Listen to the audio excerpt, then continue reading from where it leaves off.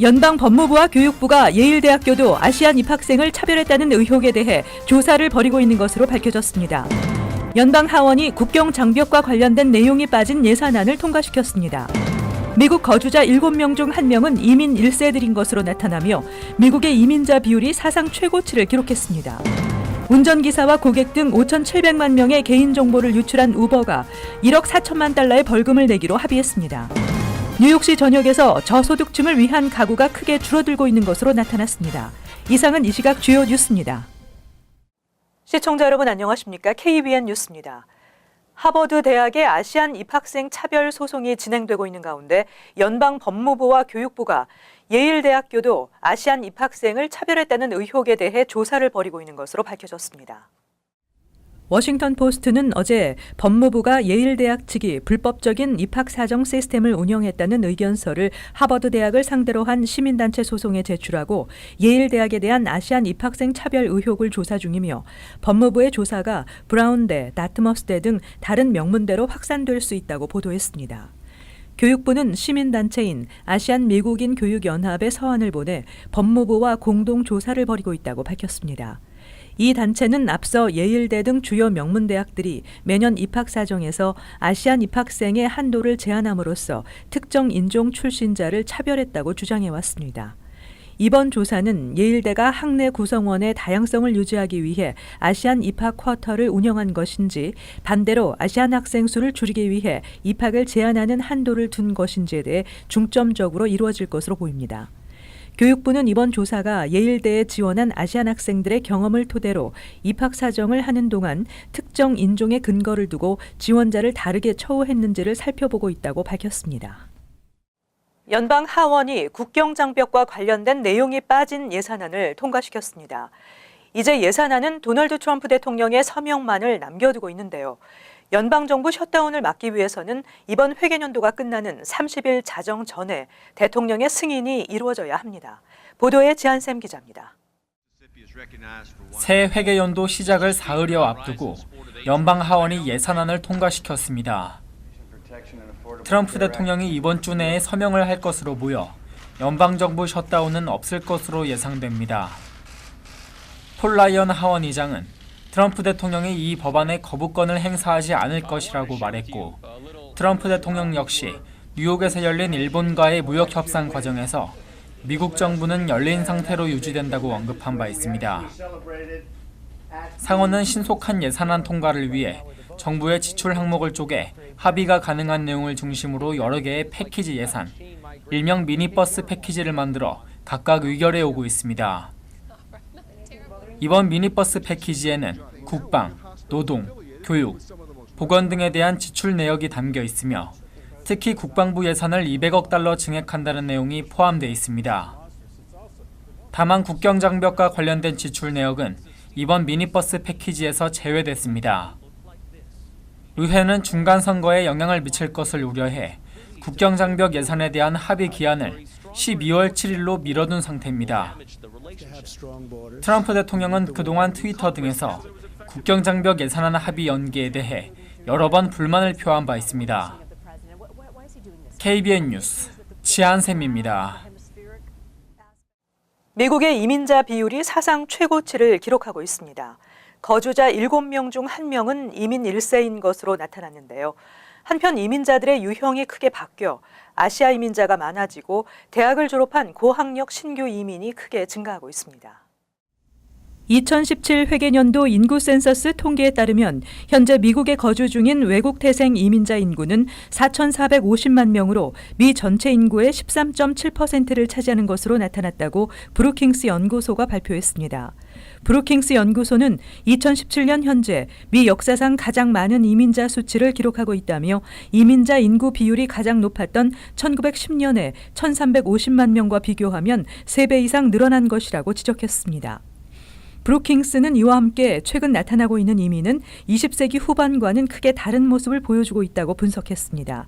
2010년 이후 신규 이민자의 출신 지역은 라틴 아메리카에서 아시아로 크게 달라졌고 대학을 졸업한 고학력 신규 이민이 크게 증가하고 있다고 밝혔습니다. 외국 태생 이민자 인구 비율은 유럽 이민자들이 대거 유입됐던 지난 20세기 초 14%를 넘어서며 미국인 7명 중 1명이 이민자일 정도로 외국 태생 비율이 높았습니다. 그러나 1920년부터 이민자 인구 비율이 급락하기 시작해 1940년에는 8.6%로 떨어졌고 1970년에는 4.7%로 하락했습니다. 이후 1980년부터 다시 증가세가 시작돼 1990년 7.9%, 2000년 11.1%, 2010년 12.9%로 급격히 증가했습니다. 이민법원 적체 현상이 급증하고 있어 계류 건수가 다시 역대 최고 기록을 경신했습니다. 뉴욕시는 전국 도시 가운데 가장 적체가 심한 것으로 조사됐습니다. 지난 8월 말 현재 전국 이민법원에 계류 중인 추방 재판 건수는 76만 4,561건으로 역대 최다를 기록했다고 시라큐스대 업무기록평가정보센터가 어제 발표했습니다.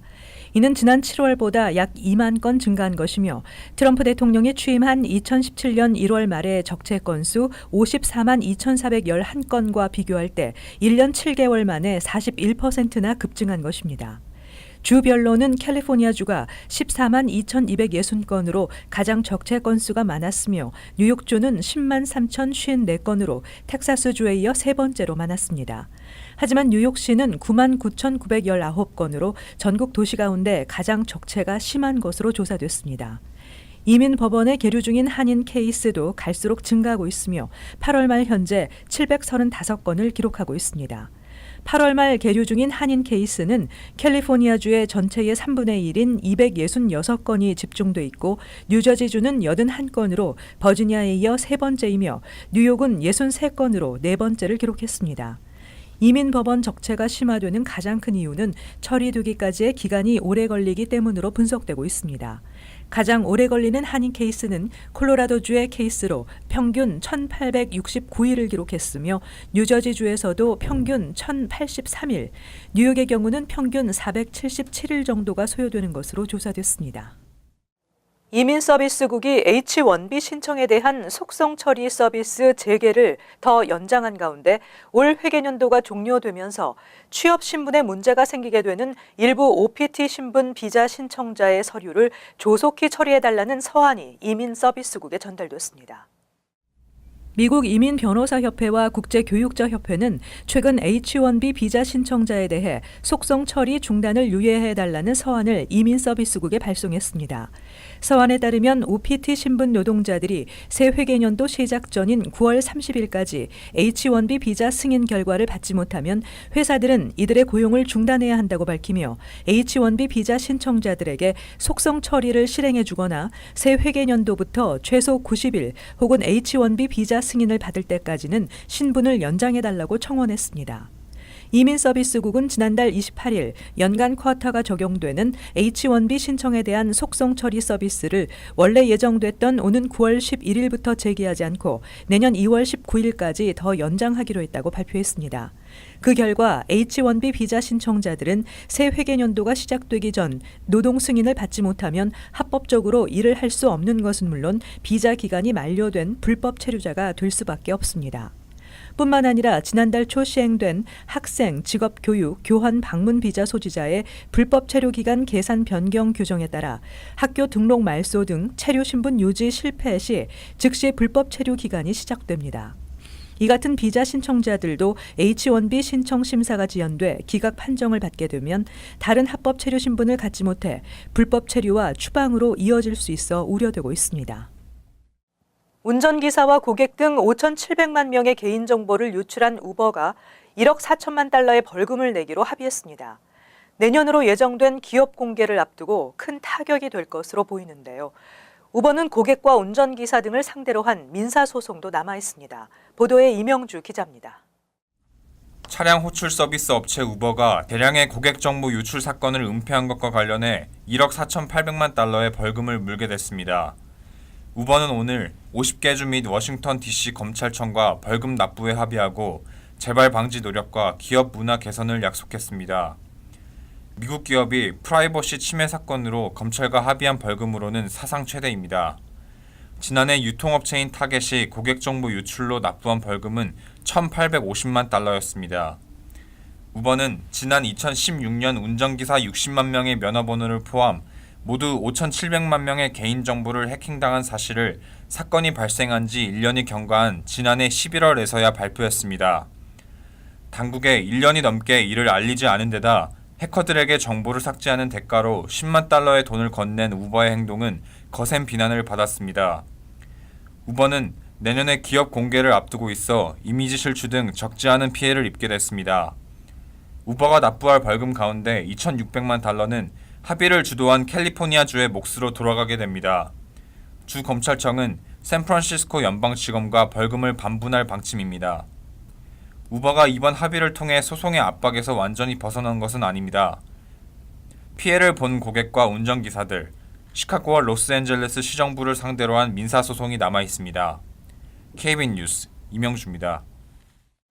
뉴욕시 전역에서 저소득층을 위한 가구가 크게 줄어들고 있는 것으로 나타났습니다. 이 같은 원인은 렌트 안정법이 적용되는 아파트가 급격히 감소했기 때문입니다. 뉴욕주 렌트 안정법 갱신의 필요성이 대두되고 있습니다. 뉴욕시 감사원이 25일 발표한 보고서에 따르면 2005년 이후 렌트 안정법 적용 아파트는 88,518가구가 감소했지만 신규 공급된 저렴한 렌트 가구 수는 이에 훨씬 못 미치며 저소득층의 주택 위기를 가속화시키고 있는 것으로 나타났습니다. 보고서는 이처럼 저소득층을 위한 아파트가 줄어든 원인은 주택 공급이 인구 증가에 비해 크게 부족한 데다 렌트 안정 아파트의 지속적 공급 감소를 지목했습니다. 보고서는 2005년 이후부터 월 렌트 $900 이하의 아파트는 100만 가구가 넘게 줄어든 반면 월 렌트 $2,700 이상의 가구 수는 4배가 증가해 렌트 격차가 심화되고 있다고 밝혔습니다. 한편 스콧 스트링거 감사원장은 뉴욕시 전체가 저렴한 주택 부족 위기에 처한 상황이라며 100만 가구에 달하는 뉴욕시 렌트 안정 세입자들이 렌트 인상 우려를 덜게 하는 렌트 안정법 적용 조례의 효력이 지속되기 위해서 내년 주의회에서 렌트 안정법이 반드시 갱신돼야 한다고 강조했습니다. 연방 메디컬 센터가 매년 실시하는 메디케어 플랜 변경 가입 기간이 10월 15일부터 12월 7일까지입니다. 집으로 오는 홍보물과 기존 플랜의 내용을 자세히 검토하고 플랜을 확정할 것을 전문가들은 조언하고 있습니다. 메디케어 플랜 변경 가입 기간 동안 메디케어 파트 B 진료와 처방약 플랜 파트 D를 변경할 수 있으며 어드밴티지 파트 C로의 이동이 가능합니다. 한편 전문가들은 메디케어 플랜 변경과 관련해 주의점들을 조언하고 있습니다. 먼저 가입 플랜의 내년 변경 사항을 꼼꼼히 확인해야 하는데 일부는 프리미엄이 올랐을 수도 있고 현재의 커버리지가 더 줄어들었을 수도 있으며 지역에 따라 일부 플랜은 없어지기도 합니다. 두 번째 주의해야 할 점은 본인의 건강 상태가 달라져 더 많은 커버리지가 필요한 경우 또 더 저렴한 플랜을 찾을 경우 변경할 플랜에 대해 세심한 확인이 필요합니다. 세 번째로는 어드밴티지 플랜 파트 C로 변경할 경우입니다. 민간 건강보험회사가 운영하는 파트 C는 전체 메디케어 가입자의 30%가량이 가입해 있습니다. 일부 아시안 거주자가 많은 지역에서는 한방 치료 지원도 하고 있으며 치과 검진과 스포츠 시설 이용이 지원됩니다. 당국은 플랜 찾기 사이트를 통해 시니어 각자의 상황에 맞는 우편 번호별 플랜 내용과 가격을 비교해 볼 수 있도록 돕고 있습니다. 많은 의사들이 환자들이 진료받을 때 특히 중병일 경우 진료 내용을 녹화하는 것을 권장하고 있습니다. 대부분의 환자들이 진료 내용을 잘 기억하지 못하기 때문으로 최근에는 의사에게 진찰을 받으면서 이를 녹화하는 환자들이 늘고 있습니다. 다트머스 건강정보연구소가 전국의 전문의 456명을 대상으로 설문조사한 결과 30%가 녹화를 당한 경험이 있다고 답했다고 웹md.com이 밝혔습니다. 환자 대부분은 사전에 의사에게 동의를 구한 뒤 녹화를 했으며 3%만이 의사의 허락 없이 몰래 녹화를 진행했다고 밝혔습니다. 대부분의 환자들은 의사의 설명을 오랫동안 기억하기 위해 녹화를 한 것으로 나타났습니다. 많은 환자들이 집으로 돌아간 뒤 의사들의 설명을 20% 정도만 기억하는 것으로 조사됐습니다. 텍사스 대학교 의과대의 경우 암 진단을 받은 환자들에게 진료 과정을 녹화하라고 먼저 제안하기도 하는 것으로 알려졌습니다. 암 전문의들은 암 진단을 받게 되면 치료와 관련해 많은 양의 정보를 듣게 된다며 의사의 설명을 녹화했다 반복해서 듣게 되면 치료하는 데 큰 도움이 된다고 전했습니다. 다트머스 건강정보연구소는 환자들이 진료 내용을 녹화하는 것을 권장한다며 설문에 응한 의사 중 대다수인 70%가 이에 대해 긍정적으로 응답했다고 설명했습니다.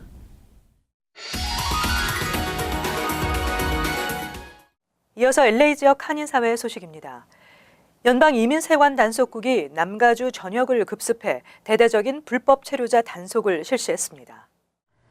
아이스는 지난 23일부터 3일 동안 LA 카운티를 비롯해 오렌지 카운티, 리버사이드 카운티, 벤츄라 카운티 등 남가주 전역 일대에서 대규모 불체자 단속 작전을 펼쳐 150명을 체포했다고 밝혔습니다.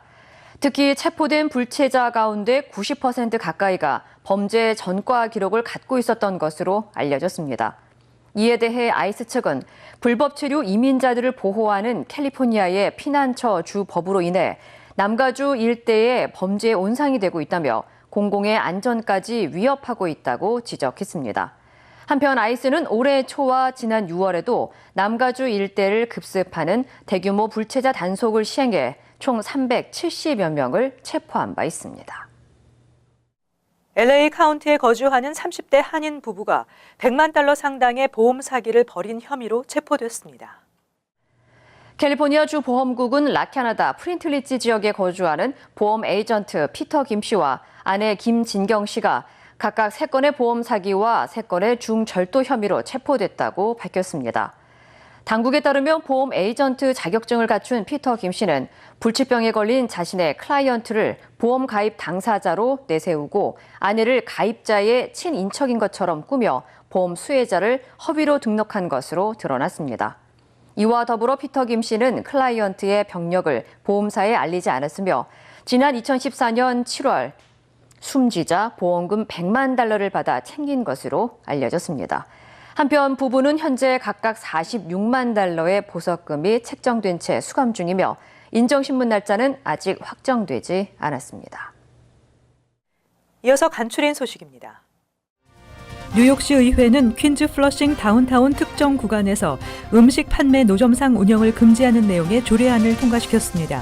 조례안은 정오부터 자정까지 메인스트리트 노던 블루바드 샌퍼드 애비뉴 구간, 루즈벨트 애비뉴 칼리지 포인트 블루바드와 유니언 스트리트 구간, 키스나 블루바드 41 애비뉴, 바클레이 애비뉴 구간 등 6곳에서 음식 판매 노점상 운영을 하지 못합니다. 니치가 최근 발표한 전국 우수 고교 순위에서 맨하탄의 스타이브센트 고교가 전국 4위를 차지하고 뉴욕주 내 최우수 공립고교로 선정됐습니다. 전교생은 3,328명으로 교사 1명당 학생 수는 22명이었으며 평균 SAT 점수는 1,470점, ACT 평균 점수는 33점입니다. 뉴저지주에서는 버겐 카운티 아카데미가 최우수 고교로 선정됐으며 전국 순위는 12위에 올랐습니다. 뉴욕시 의회는 어제 관광버스 운전기사들의 자격 기준을 강화하는 조례안을 통과시켰습니다. 앞으로 뉴욕시에서 운영되는 모든 관광버스 회사 소속 운전기사들은 18개월 내 벌점 9포인트 이상의 교통법규를 위반한 사실이 있거나 지난 3년 동안 운전면허가 취소 또는 정지, 음주나 마약 등의 혐의로 유죄를 받은 전력이 있을 경우 버스를 운전하지 못하게 됩니다. 뉴욕시 택시 리무진 위원회가 스타트업 업체인 웨이브와 협력해 택시 호출 앱을 이용해 옐로우캡과 그린캡 등을 이용할 수 있는 시범 프로그램을 다음 주부터 2년 동안 시행합니다. 요금 체계도 미터기가 사용되는 기존 택시 요금 방식과 달리 우버나 리프트처럼 웨이브 앱에서 미리 요구하는 금액을 지불하면 됩니다. 계속해서 환율과 증권 소식입니다.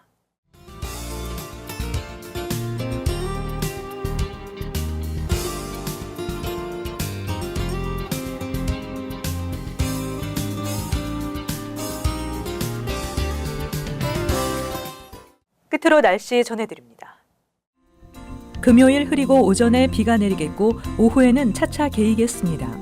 낮 최고 기온은 65도, 섭씨 영상 18도, 밤 최저 기온은 57도, 섭씨 영상 14도. 토요일 화창한 날씨 예상됩니다. 일요일 대체로 맑겠습니다.